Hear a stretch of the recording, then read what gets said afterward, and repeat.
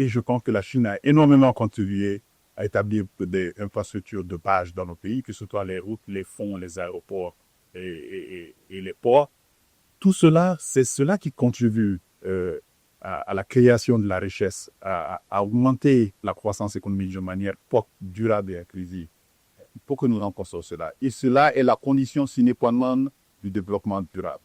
Pour d'abord des infrastructures de base, et ensuite, il faut transformer l'économie pour aller des secteurs de moindre valeur ajoutée vers le secteur de plus grande valeur ajoutée, et donc de l'agriculture vers les services. Donc, je pense qu'il faut aller de l'agriculture d'abord, comme je l'ai dit, vers l'agro-industrie, la transformation des produits agricoles, et ensuite aller vers les territoires à haute valeur ajoutée. Nous traversons la quatrième révolution numérique, et nous avons, je peux dire, nous avons une population très jeune et qui est portée sur les nouvelles technologies.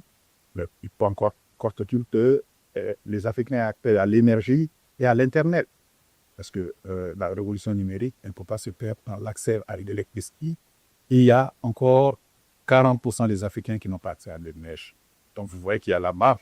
Une fois que l'électricité sera disponible, fiable, à un coût raisonnable, en plus que des débits d'Internet soient disponibles dans l'ensemble des pays, mais que ce soit aussi abordable. Mais c'est cela, c'est les révolutions, la révolution numérique, l'industrialisation, mais surtout le capital immatériel, le renforcement des compétences, la recherche, l'innovation, la technologie, la recherche.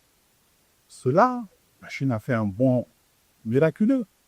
Je pense que les Africains devraient profiter de cela.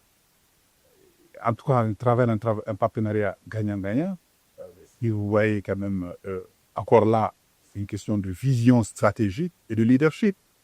Qu'à nous de définir nos besoins, qu'à nous d'évaluer nos besoins, de les définir et de les prioriser, et ensuite aborder nos partenaires pour conclure des partenariats gagnants. Vous savez, aujourd'hui, de plus en plus, les pays sont interconnectés et interdépendants.